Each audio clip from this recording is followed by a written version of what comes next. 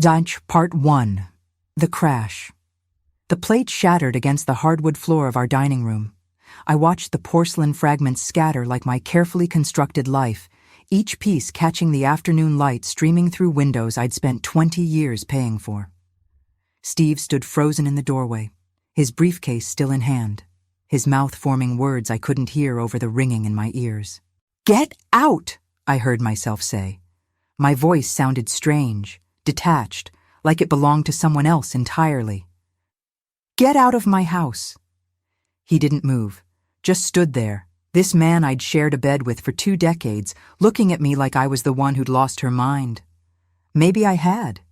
Maybe that's what happens when you discover your entire marriage has been a carefully orchestrated lie. But let me back up. Let me tell you how we got here, because 3 months ago, I would have sworn on everything I held sacred that Steve and I were solid. Not perfect, mind you, but solid. The kind of couple that finishes each other's sentences at dinner parties. The kind that still holds hands at the grocery store, even if it's just out of habit. 3 months ago, I was still that woman. The one who believed. We lived in Phoenix, in one of those ranch-style homes that dot the suburbs like beige monuments to middle-class stability. I'd fallen in love with the place the moment we saw it, back when our hair was darker and our dreams felt achievable. The backyard had this massive sycamore tree, and I remember thinking our future kids would climb it. We never had those kids, as it turned out, but we had the tree. We had the mortgage. We had what I thought was a partnership. Steve worked in commercial real estate development. I know that sounds vague, and honestly, it always was. He'd come home with stories about deals and investors, zoning complications and city council meetings. I'd nod along, pretending to understand, proud that my husband was out there making things happen while I managed our household finances and worked part-time at the library. That was my world. Small, maybe, but it felt secure, safe.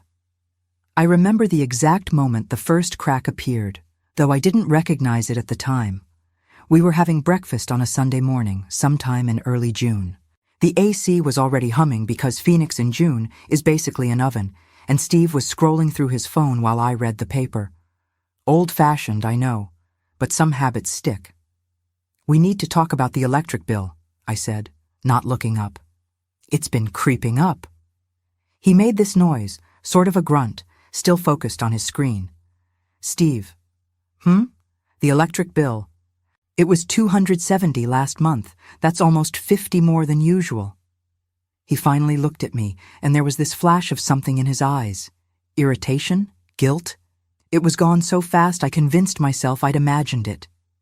"It's summer, Claire. What do you expect?" "I expect it to be high, but this is excessive. I'm just saying we should watch it." He set his phone down with a little more force than necessary. "Are you seriously nickel and diming me over the electric bill, after everything I provide?" That should have been my first clue, that sharp edge in his voice. But I smoothed it over in my mind, the way I'd been doing for years. He was stressed. The market was tough. I was being petty, probably. "I'm not. I just think we should be careful, that's all." He stood up, coffee still half full, and kissed the top of my head. "I've got it handled, baby. Don't worry your pretty little head about it." Looking back now, I want to shake that woman at the breakfast table. I want to grab her by the shoulders and scream, "Wake up!" But hindsight is cruel that way, isn't it? When you're living it, when you're swimming in it, you can't see the water for what it is. The summer crawled by in that oppressive Phoenix heat. Steve seemed distant, but I chalked it up to work pressure. He'd always been the ambitious type, the kind of man who couldn't sit still. I admired that about him once. That drive, that hunger for more. I kept managing our household accounts, paying the bills, watching our savings grow with a quiet pride. We weren't rich, but we were comfortable. Or so I thought. Part 2. The blind belief. You know what the worst part of being manipulated is? It's not even the lies themselves. It's the way you become complicit in your own deception. The way you train yourself to ignore the signs, to question your own instincts, to believe that the problem is you. I'd been doing that for years, I realize now. Every time something felt off, every time the numbers didn't quite add up, every time Steve's explanations felt a little too smooth, I'd push it down, bury it, tell myself I was being paranoid. You're just getting older, I'd think, staring at myself in the bathroom mirror. You're forgetting things. You're not as sharp as you used to be. Isn't that convenient? The perfect excuse for a man who needs his wife to doubt herself. And I played right into it. There was this incident in July that should have woken me up. I was balancing our checkbook, something I did religiously every month, when I noticed a discrepancy. $3,000 had vanished from our savings account. Just gone. I waited until Steve came home that evening, trying to keep my voice calm. Honey, did you make a withdrawal from savings? There's $3,000 missing. He barely looked up from his laptop. Oh yeah, that. Had to cover some unexpected business expenses. It's fine. But we always discuss large withdrawals. That's been our rule. Now he looked at me, and his expression was patient in that way that made me feel small. Claire, I'm running a business here. I can't always run every little transaction by you. That's our money. I'm allowed to use it. I know, 3,000 isn't exactly little. He sighed, closing his laptop with exaggerated care. Are you saying you don't trust me? After 20 years, you think I'm what, stealing from us? The way he said it, with that wounded tone, that hint of disbelief. I backpedaled immediately. No, of course not. I just like to know what's happening with our finances. And you do. I'm telling you right now. Business expense. Done. Can we move on? I moved on, like always. But here's the thing about sacrifices. The ones you don't even know you're making. They add up. They compound. They take pieces of you so small you don't notice until suddenly you look in the mirror and barely recognize yourself. My health had been deteriorating for months. Little things at first. Joint pain in my knees that I attributed to age. Headaches that wouldn't quit.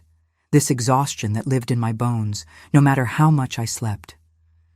You should see a doctor, my friend Margaret said one afternoon at the library. We were reshelving returns, and I'd had to sit down twice. I just need to get through this busy season. What busy season? I worked part-time at a library, but I was always finding excuses, always putting myself last. Steve needed me to be strong. Steve needed me to manage the house. Steve needed me not to be a burden with medical bills and appointments. I didn't realize I was the one telling myself that. He never said it out loud. He didn't have to. The night after the barbecue, after Steve's friend mentioned that mysterious investment, I confronted him. We were in our bedroom, the door closed, and I could hear the hum of the AC fighting against the desert heat outside. What investment was Mark talking about? Steve was taking off his watch, not looking at me. Just something I'm working on, nothing you need to worry about. I think I do need to worry about it if it involves our money and I don't know about it. He turned to face me then, and there was something in his eyes I'd never seen before. Something cold. Our money? Last time I checked, I'm the one earning the majority of it. The words hit like a slap. I contribute, I work. I manage everything here so you can focus on your career. Right. Your part-time library job. Very lucrative. I felt tears prickling behind my eyes and hated myself for it. That's not fair. What's not fair is you questioning every decision I make. I'm trying to build something here, to secure our future, and all you do is nitpick and doubt. And there it was. The skill he'd perfected over years, taking my legitimate concerns and flipping them into character flaws. Making me the problem, making me the obstacle between us and success. I apologized that night. Can you believe it? I actually apologized for asking about our own money. Have you ever doubted your own sanity? It's a special kind of hell, questioning whether your reality is real or if you're just losing your grip. That's where I lived for months, in that uncertain space between what I knew and what I was told to believe. The sacrifices kept coming. I canceled my dental appointment because money was tight, or so Steve said. I stopped going to book club because Steve needed me home more. I gave up the watercolor class I'd been taking because, well, wasn't it a bit frivolous? Shouldn't I be focusing on what really mattered? What really mattered, apparently, was keeping Steve happy. Keeping the peace, not rocking the boat. My body kept score, though. Bodies always do. The joint pain got worse. The headaches became migraines. I started having panic attacks in the middle of the night, waking up with my heart racing, convinced something terrible was about to happen. "You're just stressed," Steve would say, rolling over in bed. "Try to relax." How do you relax when every instinct is screaming that something's wrong? How do you quiet that voice when it's the only honest thing left in your life? But I tried. God help me. I tried. First, Part 3. The weight of what was given. Let me tell you about sacrifice, the real kind. Not the noble storybook version where heroes give up something precious for a greater good. I'm talking about the slow erosion of self that happens so gradually you don't realize you're disappearing until there's almost nothing left. I gave up my career first. Not all at once, you understand. It happened in stages, each one seemingly reasonable at the time. I'd been working as a librarian at Phoenix Central, full-time, when Steve and I got married. I loved that job. The quiet rhythm of it, the way books could transport you anywhere, the satisfaction of helping someone find exactly the story they needed. Once we get settled, you could maybe cut back a bit. Steve suggested about 6 months into our marriage. Just a part-time. It would give you more flexibility, help you manage the house better. It made sense. We were newlyweds. We wanted time together. And Steve's career was taking off. Someone needed to make sure we had a life outside of work. So I went part-time, 20 hours a week instead of 40. It was supposed to be temporary. Temporary stretched into years. Years stretched into decades. The funny thing about giving up your independence is that it happens in such small increments, you barely notice until it's gone. One day, you're a woman with her own income, her own purpose, her own identity. The next, you're someone's wife, someone's household manager, someone's subordinate. I hate that word. But that's what I became, wasn't it? I gave up my friends next, not all at once, and not consciously. But when Steve started making comments about Margaret, about how she was a bad influence and always putting ideas in your head, I started declining her invitations. When he'd get tense if I went out for drinks with the girls from work, I stopped going. It was easier to stay home than to deal with his mood afterward. Social isolation, they call it, the hallmark of controlling relationships. But I didn't see it that way then. I thought I was being considerate. I thought I was prioritizing my marriage. My health, though, that's the sacrifice that haunts me most. It started with little things I ignored. That persistent cough I attributed to Phoenix's dust. The way my hands would shake sometimes for no reason. The crushing fatigue that made even simple tasks feel mountainous. "You should get that checked out," Margaret said during one of our rare lunches together. This was maybe 2 years ago, before I'd completely withdrawn from her friendship. "It's probably nothing. Just getting older. Claire, you're 53, not 90. That's not normal tired." But I didn't go to the doctor.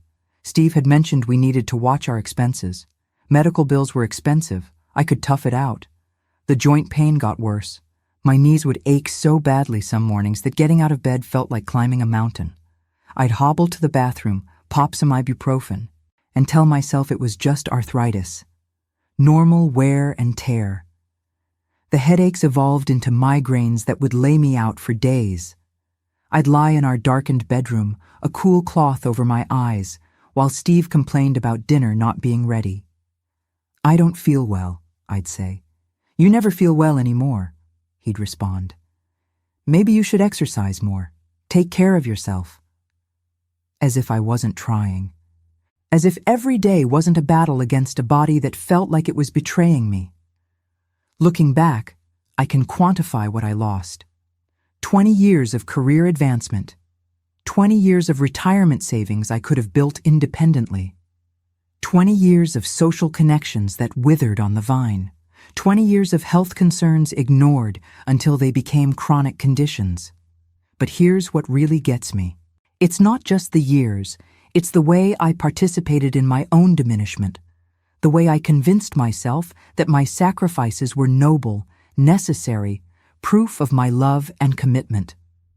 Steve never explicitly told me to give up my job. He just made it clear that a real wife would prioritize home. He never forbade me from seeing friends. He just created an atmosphere where it was easier not to. He never prevented me from seeing doctors. He just worried about money enough that I felt guilty spending it on myself. That's the insidious part. I can't even fully blame him because I made these choices. I rationalized them, I owned them. There was this moment, maybe a year before everything imploded, when I was going through old photos. I found this picture of myself from our wedding day. I was radiant, you know, young and hopeful, full of dreams about the life we'd build together. I looked at my reflection in the mirror on our dresser, at this tired, pain-worn woman staring back at me. And for just a second, I didn't recognize her. Who had I become?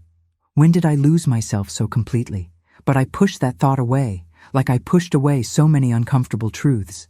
I told myself I was being dramatic, that everyone gets older, that marriage requires sacrifice, that love means putting someone else first.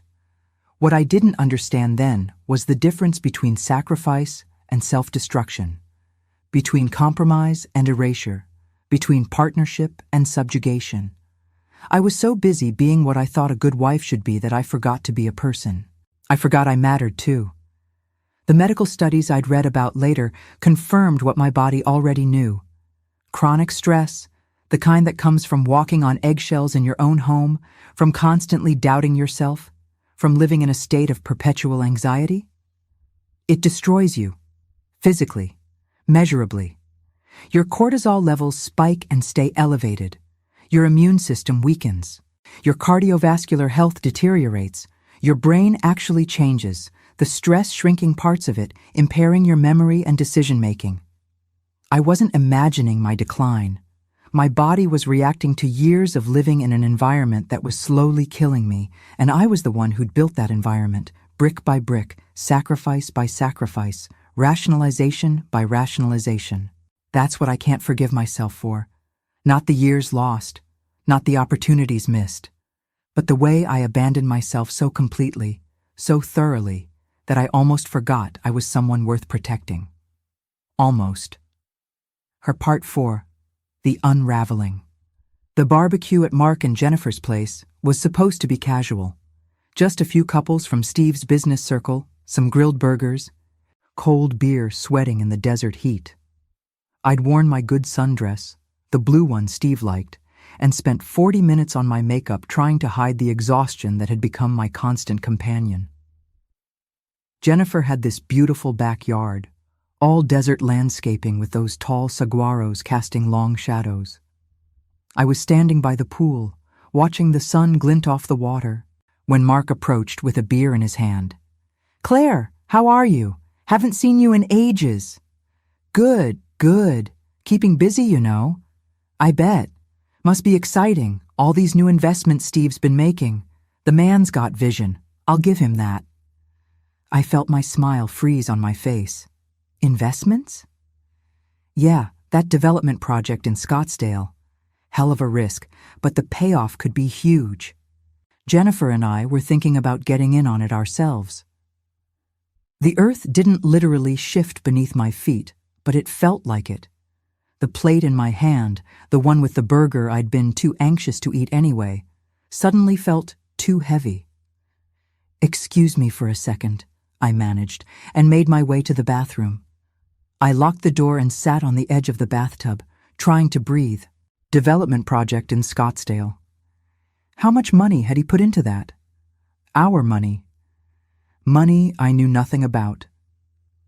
When I came out, Steve was waiting in the hallway. His face told me everything I needed to know. He'd seen me talking to Mark. He knew.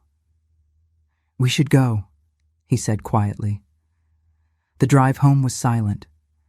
I stared out the window at the familiar streets of Phoenix, the strip malls and chain restaurants and palm trees that always looked slightly out of place in the desert. Everything looked the same as it had this morning, but I felt like I was seeing it all for the first time. "How much?" I asked when we pulled into our driveway. "Claire, how much money did you invest in this Scottsdale project without telling me? We'll talk about it inside." But we didn't talk about it. Not really. Steve poured himself a scotch, his third line of defense after silence and deflection, and started his prepared speech. "I didn't tell you because I knew you'd worry. You worry about everything lately.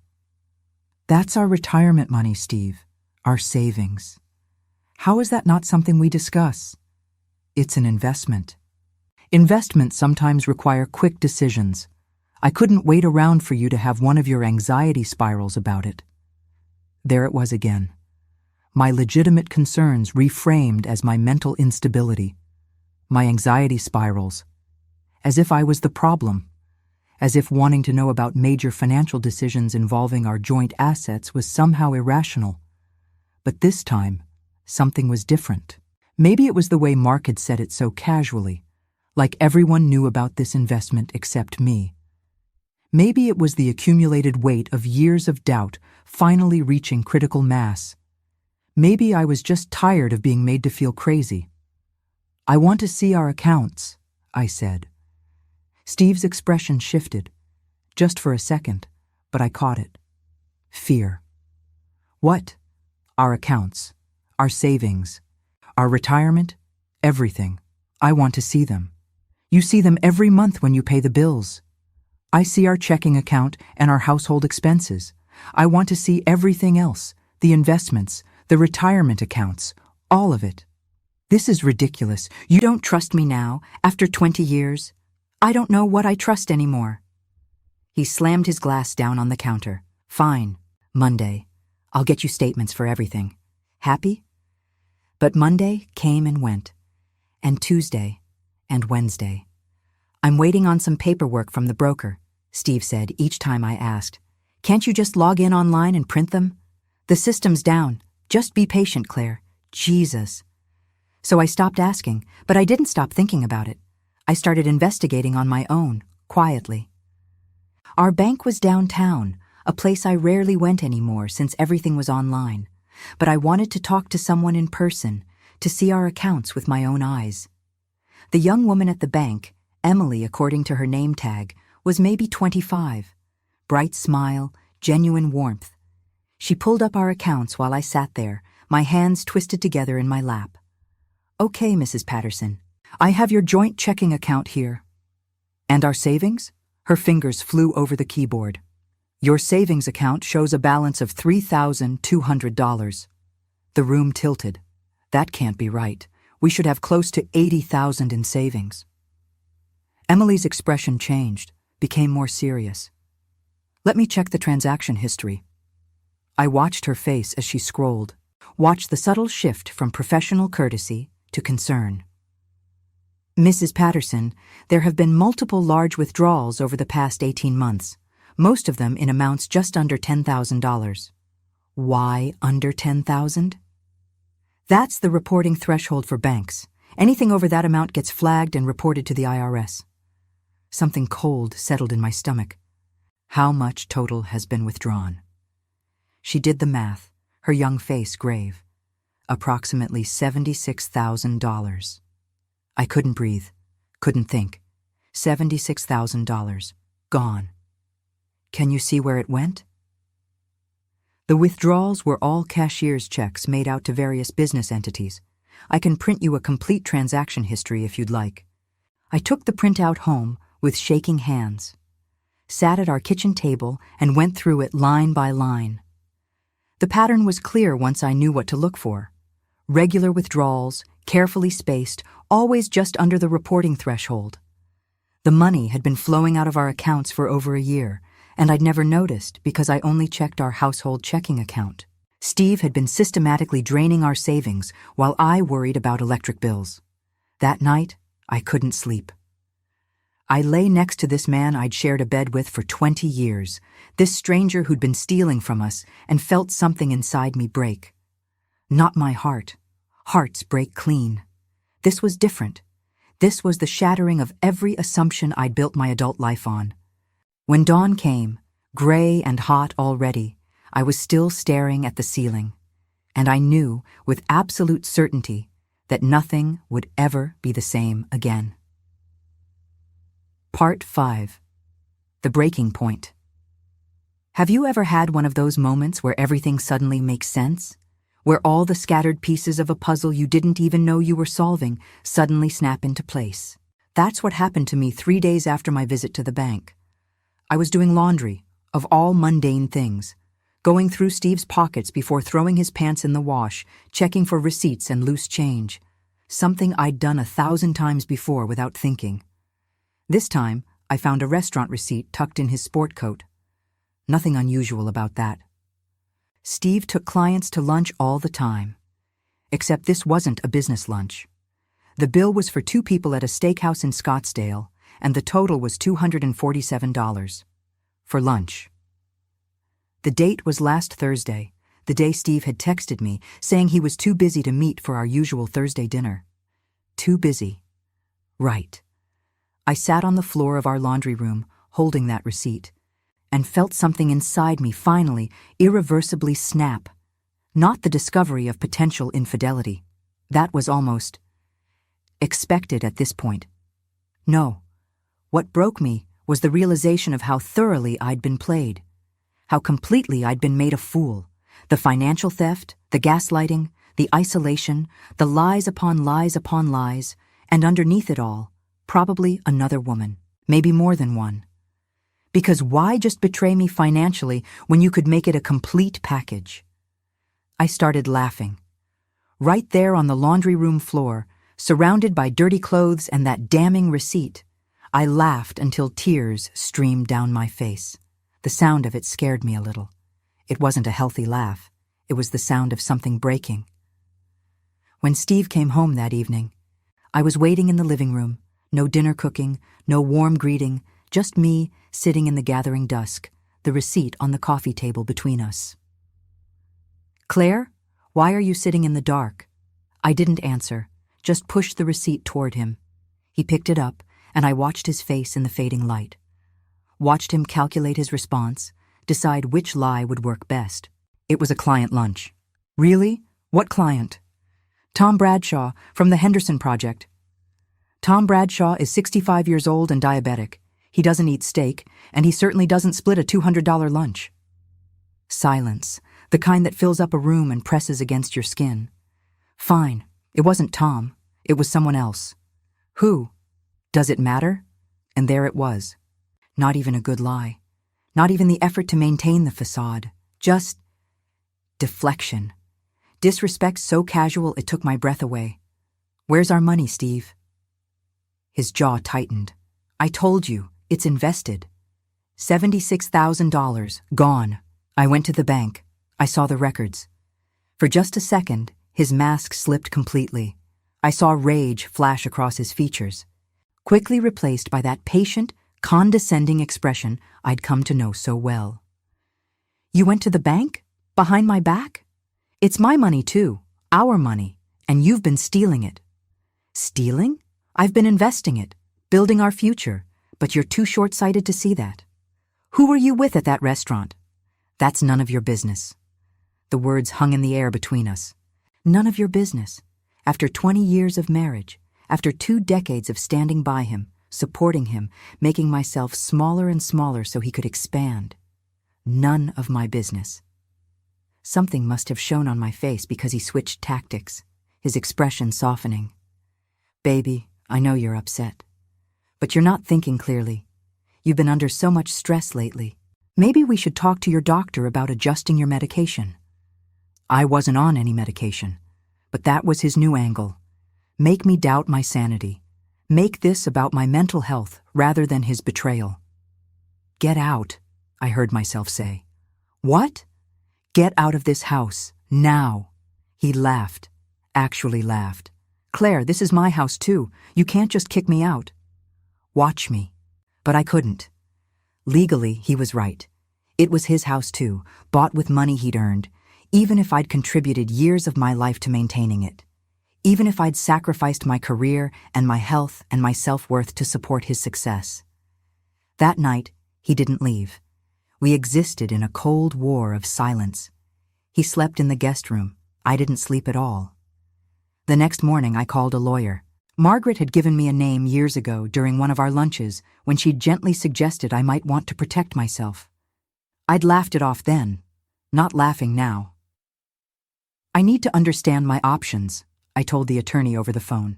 Come in this afternoon. 2 o'clock work for you? It did. It was the only thing that had worked in a very long time. The law office was in a nondescript building near downtown. The attorney, Rachel Chen, was maybe 40, with sharp eyes and a no-nonsense demeanor that I found instantly comforting. She listened to my story without interruption. When I finished, she leaned back in her chair. Arizona is a community property state. That means everything acquired during the marriage belongs equally to both parties. The money he withdrew from your joint accounts is as much yours as his. So, what can I do? Several things. First, we freeze the accounts. Make sure no more money disappears. Second, we file for legal separation at minimum. Divorce if you're ready. Third, we conduct discovery to find out exactly where your money went. How long will that take? Depends on how cooperative he is, but Claire, I need you to understand something. This kind of financial deception usually doesn't happen in isolation. Are you safe at home? The question caught me off guard. He's never hit me. That's not what I asked. Was I safe? Physically, maybe? But emotionally? Psychologically? I'd been under siege for years and hadn't even realized it. I don't know, I admitted. Then let's make sure you are. We're going to move quickly on this. Walking out of that office, I felt something I hadn't felt in years. Not quite hope. More like clarity, purpose. The fog that had surrounded my life was lifting, and what I saw in the sharp light of truth wasn't pretty. But at least it was real. I drove home through Phoenix's afternoon heat, the sun beating down relentlessly. Pulled into our driveway and sat in the car, staring at this house I'd called home for 20 years. It looked the same as always. Beige stucco, red tile roof, those prickly pear cacti flanking the front walk. But I couldn't see it as home anymore. Just a structure, a place where I'd slowly disappeared. Steve's car wasn't there. At work, probably. Or with whoever he'd been spending our money on. I went inside, made myself a cup of tea I didn't really want, and sat at the kitchen table. The same table where I'd balanced our checkbooks and paid our bills and told myself everything was fine. The same table where I'd eaten thousands of meals alone because Steve was always working late. The same table where I'd apologized for questioning him. My phone buzzed. A text from Margaret. Lunch tomorrow? Miss you. I typed back, yes, need to talk.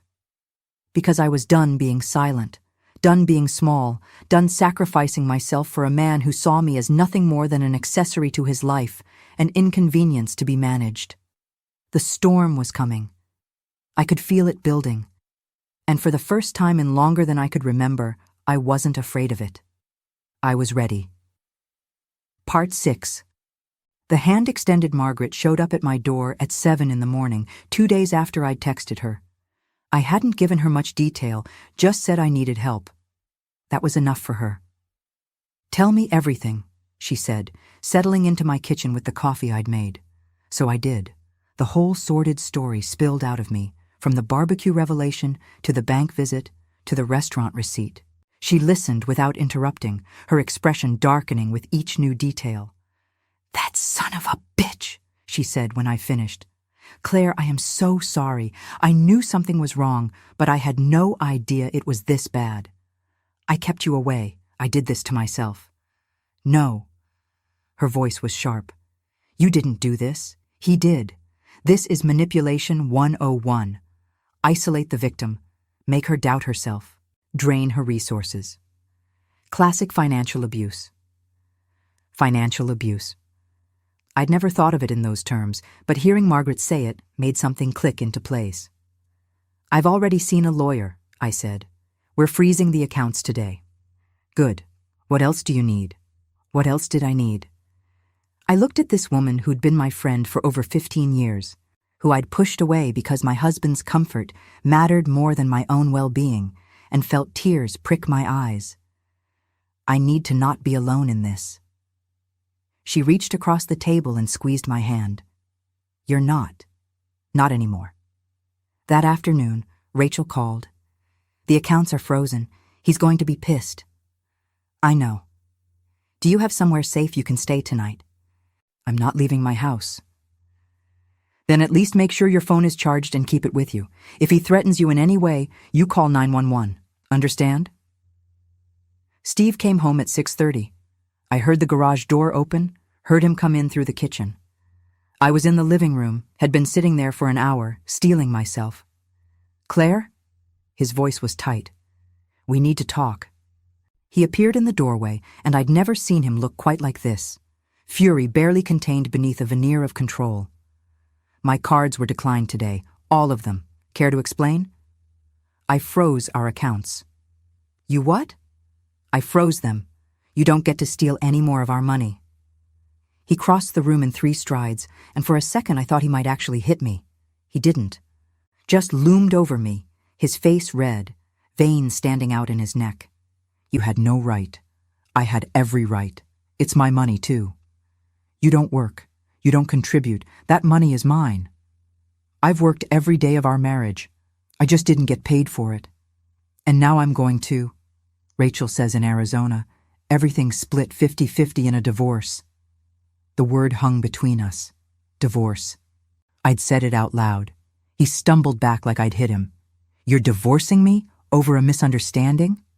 "A misunderstanding? You stole $76,000 from our savings. You're having an affair. You've been gaslighting me for years. Which part is the misunderstanding?" But it wasn't really a stranger at the bank who'd helped me, was it? I mean, yes. Emily had shown me the transaction history, had confirmed my worst suspicions. But the real eye-opener was Margaret, my friend, the one I'd pushed away because Steve had convinced me she was toxic, that she put ideas in my head. "You've been listening to Margaret again, haven't you? She's always hated me, always tried to turn you against me." Margaret told me the truth. She's been telling me the truth for years. I just wasn't ready to hear it. Medical studies I'd found while researching my symptoms confirmed that victims develop physical disabilities and early cognitive decline when under constant stress. The body keeps score. All those headaches, the joint pain, the crushing fatigue, they weren't just in my head. They were my body's response to living in a state of perpetual anxiety. Steve was still talking, making arguments, offering excuses. But I wasn't listening anymore. I was done absorbing his words, done letting them reshape my reality. "I want you out of this house," I said. "We've been over this. You can't make me leave." "Then I'll leave." I stood up, started toward the bedroom. He grabbed my arm, not hard enough to hurt, but firm enough to stop me. "Don't you dare walk away from me." I looked down at his hand on my arm, then up at his face, and I felt nothing. No fear, no love, no anger, just nothing. "Let go of me." He did, but reluctantly. "We can work this out, baby. We can go to counseling. I'll be more transparent about the finances. Just don't do this." "Why?" "Because you'll lose half of everything. Because you'll have to explain to your business partners why your wife left you. Because you'll be embarrassed. Because I love you." The laugh that came out of me was bitter. "You love my labor. You love my compliance. You love having someone to blame when things go wrong. But you don't love me. I'm not even sure you know who I am." I went to the bedroom, pulled out a suitcase, started throwing clothes into it. Steve followed, still talking, but I'd stopped processing his words. They were just noise now, background static. "Where are you going?" "Margaret's." "Of course, running to her. She probably put all these ideas in your head." I zipped the suitcase, grabbed my purse and phone charger. Turned to face him one last time. The only idea Margaret gave me was that I deserve better. And you know what? She was right. I walked out of that house, out of that life, and didn't look back. Got in my car, hands shaking so badly I could barely get the key in the ignition, and drove to Margaret's condo on the other side of Phoenix. She opened the door before I could knock, like she'd been waiting. Maybe she had been.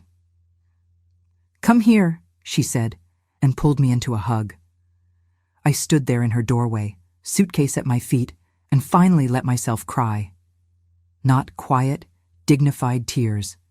Big, ugly, soul-deep sobs that shook my whole body. For the marriage that never really existed. For the years I'd wasted believing a lie. For the woman I used to be before I learned to make myself small. Margaret just held me, didn't try to stop the tears or offer platitudes. When I finally pulled back, she handed me a tissue. "Guest room's all made up. Stay as long as you need." I can't impose. "Claire, stop. You're not imposing. You're surviving. There's a difference." That night, lying in Margaret's guest bed, I couldn't sleep. My mind kept cycling through the confrontation, analyzing what I'd said, what I should have said. But underneath the replay was something new. Something that felt almost like pride. I'd stood up to him. I'd walked away. I'd chosen myself. It was terrifying. It was exhilarating. It was the first honest thing I'd done in years. Part 7th. The Architecture of Revenge. Revenge is such an ugly word. It conjures images of petty vengeance, of lowering yourself to someone else's level. That's not what I wanted. What I wanted was simpler, purer. I wanted justice. I wanted the truth exposed. I wanted every person who'd sat at my dinner table and smiled at us as the perfect couple to know exactly who Steve Patterson really was. Rachel, my attorney, was less interested in emotional satisfaction than in practical outcomes. "Discovery phase starts next week," she told me during our third meeting. "We're going to request complete financial records, bank statements, tax returns, investment accounts, everything. If he's been hiding money, we'll find it. And if he's been using it for other things?" She gave me a knowing look. "Then we document that too.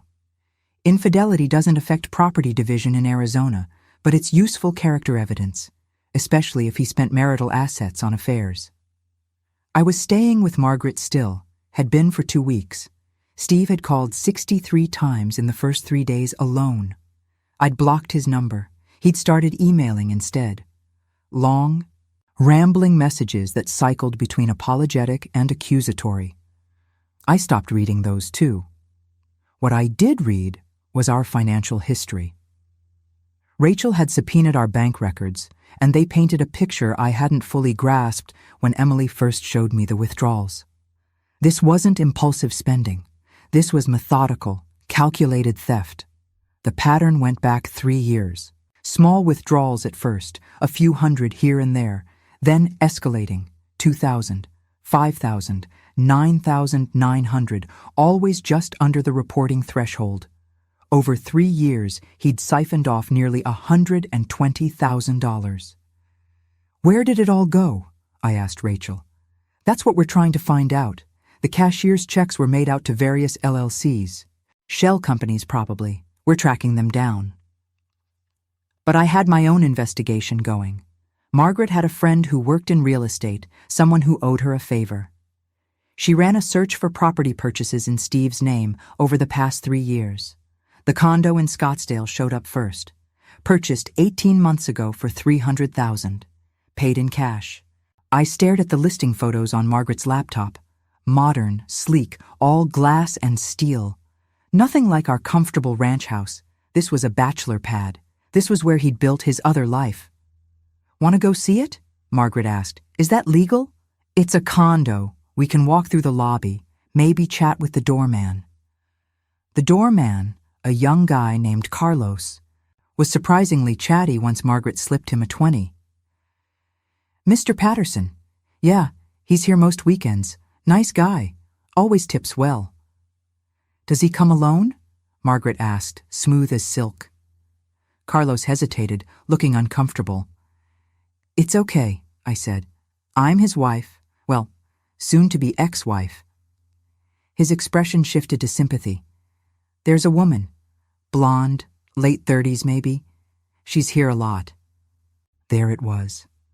Confirmation of what I'd suspected but hadn't let myself fully believe. Steve had a whole separate existence, funded by money stolen from our marriage. Back at Margaret's place, I sat at her kitchen table feeling not betrayed, exactly. I'd moved past betrayal into something colder, clinical.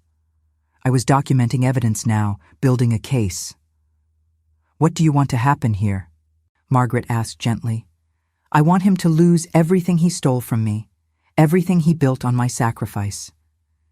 Financially, that's going to happen. The condo, the investments, they're all marital property. You'll get your half." "That's not enough." She studied me. "What else?" "His reputation, his status. He cares more about how he's perceived than anything else. I want everyone to know what he did. Research shows that when the thief is family, the victim loses an average of $50,000. I'd lost more than twice that. But it wasn't just about the money. It was about the years, the health, the self-worth. How do you calculate the value of those losses?" Over the next 2 weeks, I became intimately familiar with Arizona's divorce and fraud laws. I learned about forensic accounting, about how to trace money through shell corporations. I learned about alienation of affection, about fraudulent conveyance, about a dozen other legal concepts I'd never imagined needing to know. Rachel's investigators found the trail. Steve had created 3 LLCs over the past 3 years. 2 were legitimate-looking development companies. The third was registered to an address that turned out to be a UPS store. "He's been laundering money through fake business deals," Rachel explained, "paying himself consulting fees, inflating expenses, classic embezzlement, just from his own marriage instead of a company." "Can we prove it?" "We're building the case. But Claire, I need to prepare you. Even with everything we find. Divorce proceedings can take months, sometimes over a year. This is going to be a marathon, not a sprint." I nodded, but inside I was calculating a different timeline. The legal process would unfold at its own pace. But I had other tools at my disposal. Steve moved in circles where reputation was currency. The business community in Phoenix wasn't that large, not at his level. Everyone knew everyone, and they all talked. I started reaching out to wives of his business associates. Just casual conversations, coffee dates, lunches. I didn't gossip directly. I didn't have to. I just let slip very naturally that Steve and I were divorcing due to his financial infidelity and affair. "I'm so sorry you're going through that," Jennifer, Mark's wife, said over coffee one afternoon. I had no idea. Nobody did. He's very good at maintaining appearances. "Mark mentioned something about that Scottsdale project. Is that where the money went?" I smiled, taking a sip of my latte. "Among other places. Apparently he has quite the setup there. Condo, girlfriend, the works." Her eyes widened. "A girlfriend?" "Blonde, late 30s. Lives there with him on weekends while I thought he was working." I could see the calculation happening behind her eyes. How many other business deals had Steve lied about? What else had he been dishonest about? Word spread the way it always does in tight-knit communities. Quietly at first, then gathering momentum. I heard through Margaret that Steve's partners at the firm had started asking questions about his projects, his expenses, his use of company resources. Good. Let them question. Let him feel the same uncertainty I'd lived with for years. The confrontation, when it came, wasn't dramatic. No screaming matches or thrown objects. It was worse than that. It was cold. Calculated destruction of the life he'd built. Steve requested a meeting at our house to discuss settlement terms. Rachel advised against it, but I wanted to see his face. Wanted to watch him realize just how thoroughly his world was crumbling. He looked terrible when he arrived. Thinner. Older somehow. The confident swagger I'd known for 20 years had been replaced by something hunted. "Claire, you look good." I didn't respond to the pleasantry, just gestured for him to sit. "My lawyer says you want to settle. This has gotten out of hand. We can work something out that doesn't involve dragging each other through court." "Why? Because you're afraid of what discovery will reveal?" His jaw tightened. "Because we were married for 20 years. Because you meant something to me." Meant. Past tense. Honest, at last. "Don't do this. Don't destroy everything we built together." I leaned forward. "You already did that, Steve. You started destroying it 3 years ago when you opened that first shell company. You destroyed it every time you withdrew money from our accounts. You destroyed it when you bought that condo, when you moved your girlfriend in. You don't get to ask me not to do what you already did." "What do you want? Money? The house? Name your price." "I want you to face consequences. I want everyone who thought we were the perfect couple to know what you really are. I want your business partners to audit every deal you've ever touched. I want your girlfriend to wonder if you're stealing from her too." He stood up abruptly. "You vindictive bitch." And there it was, the real Steve, the one he'd hidden behind charm and manipulation for 2 decades. "No," I said calmly. "Just done being your victim." Part 8. The Reckoning. The deposition happened in a conference room downtown, all glass windows and recessed lighting. Rachel sat to my right. Steve's attorney, a slick guy named Brad, sat across from us. Steve was at the head of the table, and I'd positioned myself so I could watch his face. The court reporter set up her machine. Rachel laid out her files with careful precision. This was it, the moment where everything came out under oath. "Mr. Patterson," Rachel began, her voice professional and detached, "can you explain the purpose of Desert Holdings, LLC?" I watched Steve's Adam's apple bob as he swallowed. It was a development company for investment properties. And who are the other principals in this company? There aren't any. It's just me. So a company with no employees, no office, no business license beyond a basic LLC filing. What exactly was it developing? Brad jumped in. "Counselor, if you're implying fraud..." "I'm not implying anything. I'm asking what a company that pulled $83,000 from my client's marital accounts was actually doing." The number hung in the air. Steve had told me the withdrawals were investments, plural, diverse, safe. Apparently Desert Holdings alone had consumed most of our savings. It was seed money. For future projects. What projects? They didn't pan out. So you lost $83,000 on projects that didn't pan out. And you never mentioned this to your wife? I didn't want to worry her. Rachel slid a document across the table. "This is the deed to a condominium in Scottsdale, purchased for cash 18 months ago. Can you explain how this purchase relates to Desert Holdings?" I watched the color drain from Steve's face. He'd thought the condo was separate, protected somehow. He hadn't counted on forensic accounting tracing the money trail. That was a personal investment. With marital funds, I earned that money. In Arizona, earnings during marriage are community property. You're aware of this. He didn't answer, just stared at the document like it was a snake. "Mr. Patterson, who lives in this condominium?" "I do, sometimes." "Anyone else?" Brad leaned over, whispered something to Steve. Steve's jaw clenched. I declined to answer on the advice of counsel. Rachel smiled. It wasn't a pleasant smile. "Let me rephrase. Have you allowed anyone other than yourself to reside in the Scottsdale property purchased with marital funds?" The trap was elegant.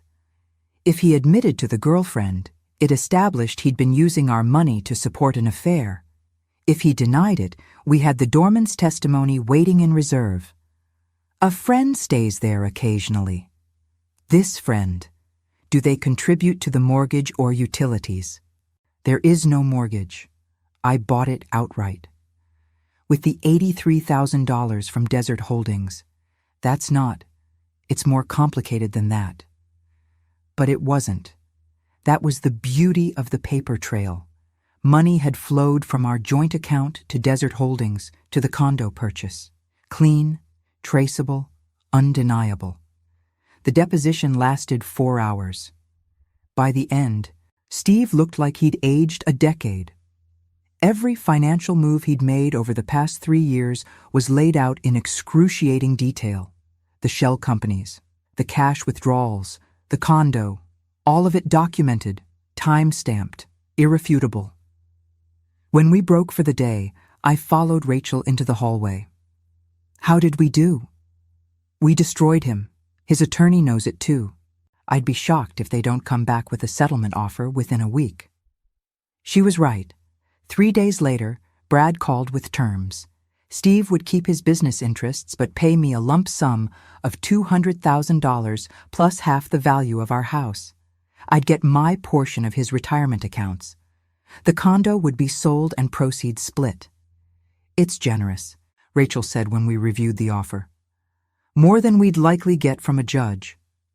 Why is he being generous?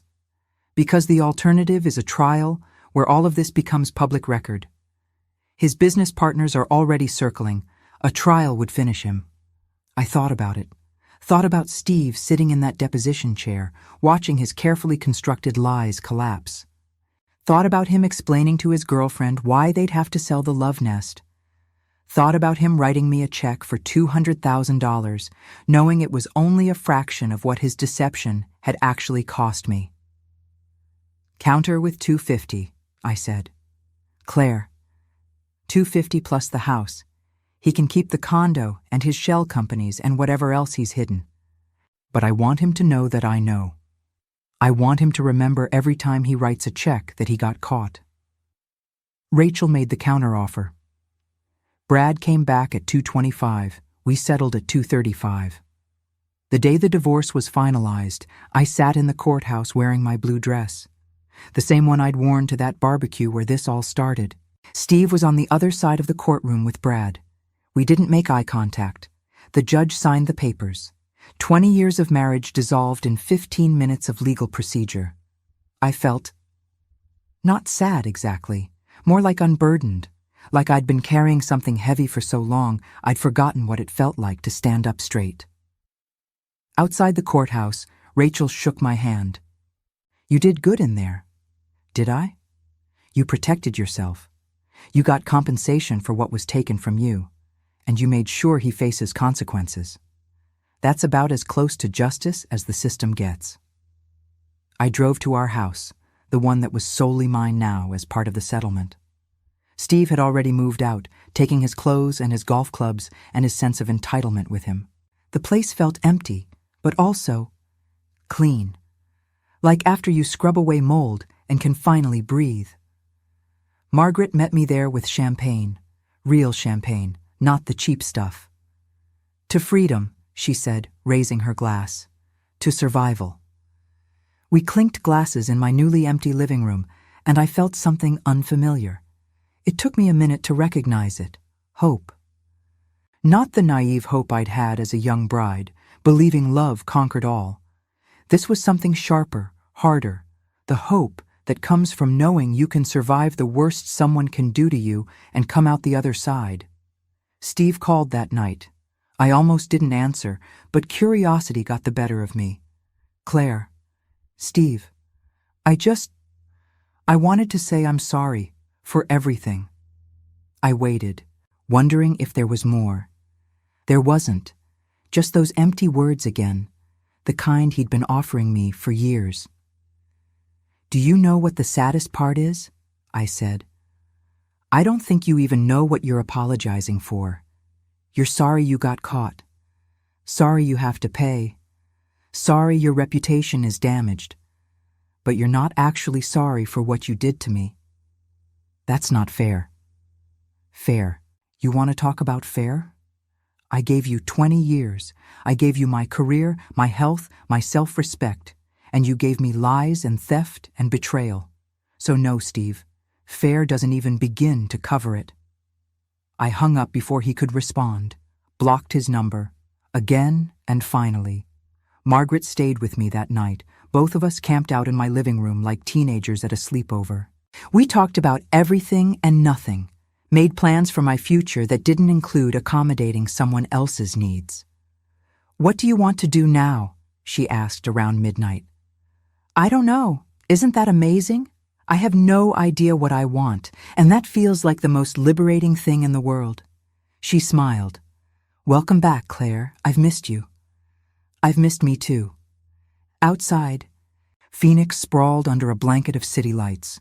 My city, my life, my future, unwritten and full of possibility. For the first time in longer than I could remember, I was excited to see what came next. Part 9. The Scales of Justice. The lawsuit hit Steve's business 3 months after our divorce was finalized. Not from me, though I'd have been lying if I said I didn't feel a certain satisfaction when I heard about it. One of his business partners, a man named Robert Chen, had started asking questions after our divorce became common knowledge. Questions about those shell companies, about expense reports, about deals that didn't quite add up. What he found was a pattern of behavior that extended beyond stealing from his wife. Steve had been embezzling from the company too. Margaret called me when the news broke. "Have you seen the Business Journal?" "No. Why?" Front page. "Prominent Phoenix developer faces fraud charges." That's your Steve. Ex-Steve, I wanted to correct, but I knew what she meant. I bought a copy from the corner store, sat in my car reading the article. Investigators had found discrepancies in project budgets going back 5 years. Money funneled through the same kinds of shell companies he'd used to hide our assets. Conservative estimates put the theft at over $500,000. Holy shit, I breathed. The criminal charges were filed 2 weeks later. Wire fraud, tax evasion, embezzlement, each count carrying potential prison time. I should have felt vindicated, triumphant. This was karma in its purest form, right? Steve finally facing real consequences for years of deception. Instead, I felt complicated. Rachel called me in for a meeting. "The prosecutor wants to talk to you. Your testimony about the financial patterns could strengthen their case." "Do I have to?" "No, but it might help ensure he actually faces justice." There was that word again. Justice. What did that even mean anymore? I met with the prosecutor, a sharp woman named Amanda Torres, who reminded me of Rachel. She had the same no-nonsense energy, the same focus on evidence over emotion. "Mrs. Patterson, it's just Claire now. I took back my maiden name." "Claire, I appreciate you coming in. I know this must be difficult. You want me to testify against my ex-husband. I want you to tell the truth about what you experienced, the financial manipulation, the hidden accounts, the pattern of deception. Your testimony establishes his MO, shows this wasn't a one-time mistake, but a deliberate pattern of behavior." I thought about Steve sitting in that deposition, watching his lies unravel. Thought about him in a courtroom facing criminal charges, knowing that prison was a real possibility. Will he go to jail? If convicted on all counts? Probably. We're talking federal charges here. The sentencing guidelines are significant. Part of me wanted that. Wanted him to lose his freedom, the way I'd lost mine during our marriage. Wanted him to feel trapped and helpless and scared. But another part, a quieter part, wondered what that would actually accomplish. Can I think about it? Of course, but we're moving to trial in 6 months. I'll need your decision well before then. I drove home through Phoenix's late afternoon traffic. The sun brutal even through my windshield. Pulled into my driveway, this house that was mine alone now, and sat there thinking. Margaret found me an hour later, still in my car, AC running to combat the heat. "You okay?" "I don't know. The prosecutor wants me to testify. Help put Steve in prison." She slid into the passenger seat. "What do you want to do?" That's the thing. I don't know what I want anymore. I wanted him to face consequences. And he is. His business is ruined. His reputation is destroyed. He's facing criminal charges. But is that justice? Or is it just revenge? Maybe it's both. Maybe that's okay. Is it, though? I've spent the last 6 months rebuilding my life, finding myself again. Do I really want to spend more time in courtrooms, reliving everything he did? Or do I want to just move forward? Margaret was quiet for a moment. What does your gut say? My gut said I was tired of being defined by what Steve had done to me, tired of my identity being wrapped up in his betrayal. I'd fought so hard to reclaim my life. Did I really want to give him more of it? I think I'm done, I said slowly. I testified at the deposition. I helped expose what he did. But putting him in prison? That's not going to heal what he broke. It's not going to give me back the years I lost. So, you're not going to testify? I don't think so. Is that wrong? Claire, there's no wrong answer here. This is your life, your choice. You get to decide what justice means for you. I called Amanda the next day. I appreciate the opportunity, but I'm going to decline to testify. Can I ask why? Because my healing doesn't require his imprisonment. I've gotten back what I could. Now I need to focus on moving forward. There was a pause. I respect that. For what it's worth, we have enough evidence from the business partners. Your testimony would have been helpful, but it's not make or break. Will he still face consequences? Oh, yes. He's looking at serious time regardless. After I hung up, I felt lighter somehow, like I'd been carrying the weight of deciding Steve's fate, and putting it down freed up space for other things. The trial happened without me. I followed it in the papers but didn't attend. Steve was convicted on 4 of 6 counts. The sentencing hearing was scheduled for 3 months later. Margaret wanted to go with me to the sentencing, but I went alone. I needed to see this final chapter close without anyone else's energy in the room. Steve had aged dramatically. His hair had gone almost completely gray, and he'd lost weight in a way that made him look diminished. He didn't look at me when I entered the courtroom. Maybe he didn't even know I was there. The judge handed down the sentence: 4 years in federal prison, followed by 5 years probation, restitution in full to the business partners, forfeiture of assets used in the commission of the crimes. 4 years. It seemed both too much and not enough. As the bailiffs led him away, Steve finally looked in my direction. Our eyes met across the courtroom, and I saw. What? Regret? Resentment? Resignation? I felt nothing. No satisfaction, no vindication, no lingering anger, just closure. Walking out of that courthouse into Phoenix's harsh sunlight, I realized something. Steve would spend the next 4 years in prison. I'd already served my sentence, 20 years in a marriage that was its own kind of cage. The difference was, I'd found my way out. I'd reclaimed my freedom. His punishment was decided by a judge. Mine, I'd imposed on myself through years of accepting less than I deserved. Never again. Part X. Rising from Ash. 6 months after Steve's sentencing, I stood in front of a blank canvas in a sun-drenched studio on the north side of Phoenix.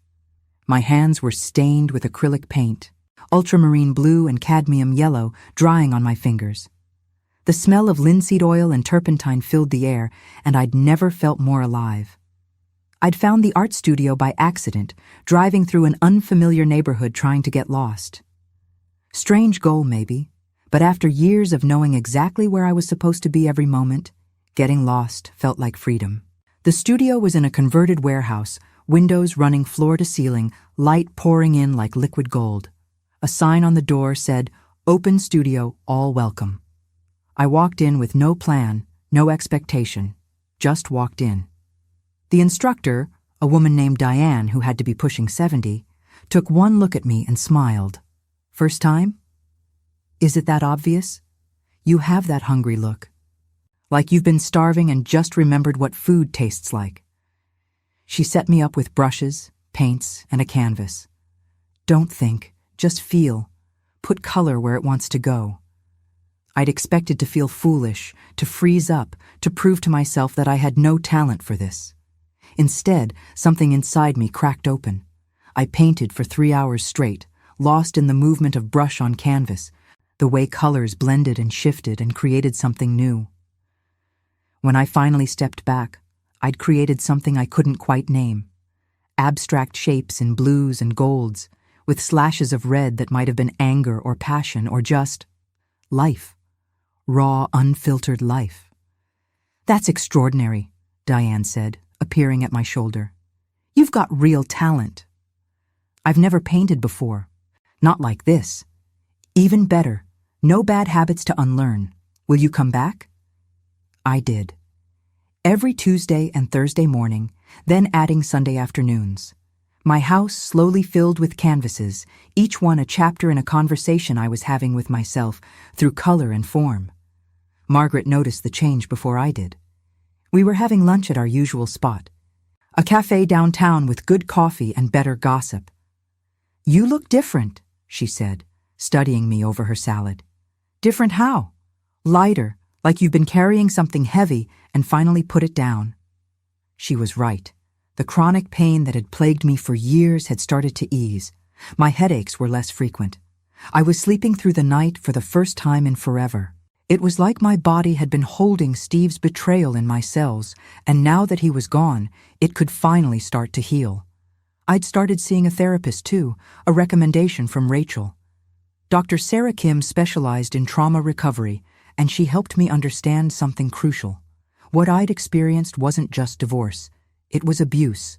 Financial, emotional, psychological abuse that had been so gradual, so insidious, I hadn't recognized it for what it was. "You were in survival mode for years," she explained during one of our sessions. "Your body was constantly flooded with stress hormones. Now that you're safe, it's trying to recalibrate." "How long does that take?" "As long as it takes. There's no timeline for healing. But you're doing the work. Claire, you're allowing yourself to process what happened instead of pushing it down." The painting helped with that. Every canvas was an exorcism of sorts, pulling emotions out of my body and onto the surface where I could see them, examine them, decide what to keep and what to release. I sold my first painting 6 months after starting. A local coffee shop owner saw it during an open studio event and offered me $200 for it. I almost said no, couldn't imagine someone actually wanting to pay for my work. But Diane encouraged me to say yes. "Your art has value," she said firmly. "Don't diminish that." I took the money, and that night I stood in my kitchen holding the check, feeling something I hadn't felt in years. Pride. Not the kind that comes from accomplishment, but the deeper kind that comes from knowing your worth. The settlement money from Steve had gone into savings, a cushion against uncertainty. But I didn't want to just sit on it. I wanted to build something, create something, prove to myself that I could thrive, not just survive. I enrolled in business classes at the community college. Started learning about marketing, accounting, business plans. Diane and I talked about opening a cooperative gallery, a space where women artists could show and sell their work without the gatekeeping of traditional galleries. "You'd be good at running something like that," Diane said. "You've got the organizational skills from managing a household all those years. Just redirect that energy toward something that feeds you instead of draining you." We found a space downtown, a narrow storefront wedged between a bookstore and a vintage clothing shop. The rent was reasonable, the location had foot traffic, and the landlord was willing to do a month-to-month lease while we got established. The day we signed the lease, I stood in that empty space and felt tears prick my eyes. This was mine. Not ours, not his, not conditional on someone else's approval. Mine. We opened Emergence Gallery 3 months later, 10 women artists, all of us creating work that came from a place of transformation. Divorce, loss, rebirth, recovery. Our opening night packed the small space with bodies and energy and possibility. I sold 4 paintings that night. 4 pieces of my soul, transformed into color and light, finding homes with strangers who saw something in them worth keeping. Standing in the gallery that night, surrounded by creative women who'd all survived their own versions of hell, I felt something I'd almost forgotten existed. Joy. Pure, uncomplicated, earned joy. Margaret found me in the back corner, happy tears streaming down my face. "What's wrong?" "Nothing. Everything. I didn't know I could have this. I didn't know this kind of life was possible." She hugged me tight. "You built this, Claire. You burned down the old life and built something new from the ashes." Phoenix, I thought. How fitting that I'd been reborn in a city named for the bird that rises from its own destruction. My body was still healing, probably would be for years. Some things couldn't be undone. But I was stronger than I'd been, healthier in ways that had nothing to do with physical symptoms. I'd reclaimed my agency, my voice, my right to take up space in the world. The gallery became my sanctuary. Every day I spent there, helping other artists find their audience, creating my own work. Building something sustainable and meaningful was a day spent choosing myself, choosing life, choosing possibility. I thought about Steve sometimes still, wondered what federal prison was like, whether he felt any genuine remorse or just regret at being caught. But those thoughts had lost their power to wound me. He was just a character in a story I'd survived, a chapter that was closed. My story was still being written, and for the first time in 20 years, I was holding the pen. Par définitive, the wisdom earned. It's been 2 years since Steve was sentenced. 2 years since I walked out of that courthouse feeling nothing but closure. Sometimes I still can't believe how different my life is now. I'm sitting in my favorite corner of the gallery, the morning light streaming through the windows, touching the paintings on the wall with gold. There's a new series I'm working on, all about transformation. Caterpillar to butterfly stuff, except messier, more honest. Because real transformation isn't beautiful. It's painful and awkward and sometimes ugly. But it's real. The settlement money is mostly gone now, invested in the gallery and my life. But I'm making my own money. Not a fortune, but enough.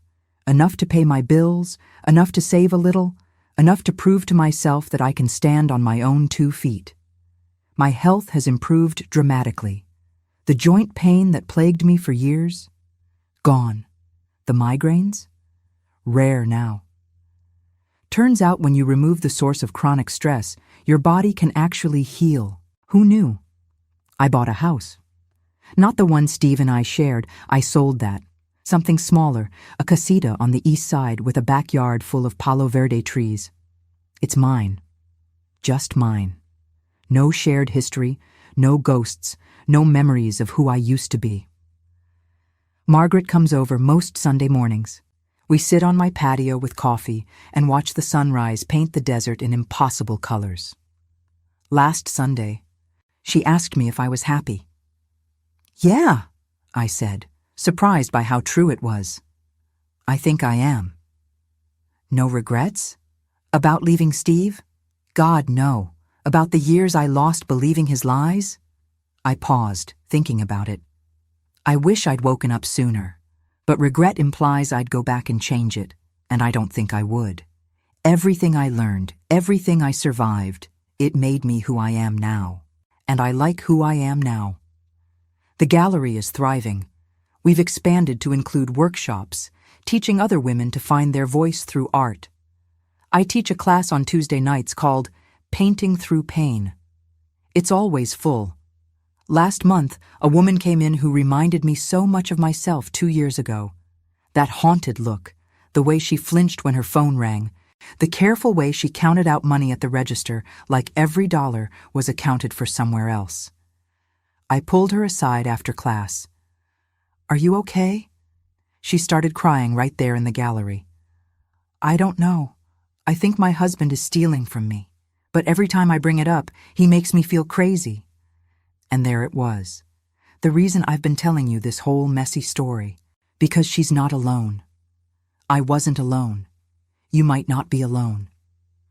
Before I end my story, I want to share something important I learned through all of this.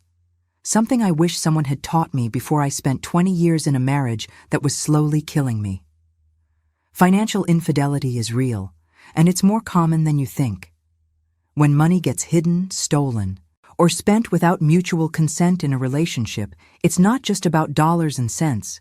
It's about power, control, and trust. Here's what I wish I'd known. Always, always maintain your own financial awareness. Even in the healthiest marriages, both partners should know where every account is, what the balances are, where the money goes. This isn't about distrust. It's about protection. Know the warning signs. Defensiveness when you ask about money. Accounts you're not allowed to see. Withdrawals that don't make sense. Credit cards you didn't know existed. A partner who insists on controlling all financial decisions. These aren't quirks or preferences. They're red flags. In my case, Steve stayed just under the $10,000 reporting threshold for withdrawals. He knew exactly what he was doing. That kind of precision doesn't happen by accident. If you're in a relationship, have the hard conversations now. Before there's a problem. Agree on transparency. Agree on what counts as a major purchase that requires discussion. Agree on how to handle disagreements about money. And if you're already in a situation where money is being hidden or controlled, document everything. Take screenshots, make copies. Paper trails save lives. They certainly saved mine. Financial abuse often comes with other forms of abuse: gaslighting, isolation, manipulation. If your partner makes you doubt your own perception of reality, if they cut you off from friends and family, if they make all the major decisions while telling you it's for your own good, please hear me. That's not love. That's control. Get help. Talk to a lawyer. Talk to a financial advisor. Talk to a therapist. Talk to someone who can give you objective perspective on what's happening. I waited too long because I was ashamed, because I thought it was my fault, because I didn't want to admit I'd been fooled. But being manipulated doesn't make you stupid. It makes you human, and recognizing it, fighting back, reclaiming your life, that makes you strong. The system isn't always fair. Even with everything documented, even with clear evidence, Steve didn't face consequences until his business partners caught him too. Individual victims, especially women, often struggle to get justice through the courts. But that doesn't mean you shouldn't try. Protect yourself financially especially if you think you'll never need to. Have your own account, have your own credit card, have your own emergency fund. I know that sounds cynical, but it's not about planning for divorce. It's about maintaining your autonomy. Your financial independence is not a threat to a healthy relationship. If your partner sees it that way, that tells you everything you need to know. And here's the hardest truth I learned. Sometimes the most loving thing you can do for yourself is leave. Sometimes staying, trying harder, sacrificing more, it doesn't fix anything. It just prolongs the suffering. I thought I was being a good wife by putting Steve's needs first, by not questioning him, by making myself smaller so he could be bigger. But all I was doing was enabling his worst behavior while destroying my own health and sanity. Love should make you bigger, not smaller. It should make you braver, not more afraid. It should make you more yourself, not less. Take care of your financial health the way you'd take care of your physical health. Regular checkups, preventive maintenance. Don't ignore the warning signs until you're in crisis.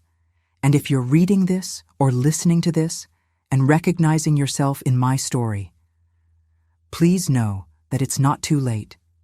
It's never too late to choose yourself, to demand transparency, to walk away from a situation that's hurting you. I was 53 when I finally left, 53 and starting over from scratch. And you know what? It was the best decision I ever made. Now, as I wrap this up, I want to thank you for staying with me through this whole messy, painful, ultimately triumphant journey. Whether you're listening from New York or Los Angeles, whether it's morning or midnight, thank you for bearing witness to my story. If this resonated with you, if you saw yourself in any part of what I shared, hit that like button. And please, tell me in the comments what city you're listening from and what time it is there. I love knowing my story is reaching people across the country, maybe even the world. What would you have done in my place? Would you have testified against Steve? Would you have left sooner or tried to make it work longer? I'm genuinely curious about your perspective, so share your thoughts below. And if you found value in this story, if it taught you something or made you think differently about your own life, please subscribe to this channel. I'll be sharing more stories like this one, stories about women who survived, who rebuilt, who refused to let betrayal define their future. Before you go, I want to suggest 2 videos you might find helpful. The first is about recognizing gaslighting in relationships, and the second is about financial red flags in marriage. Both are linked in the description below. Remember, your story isn't over. No matter what you've survived, no matter how late you think it is to start over, there's still time. There's still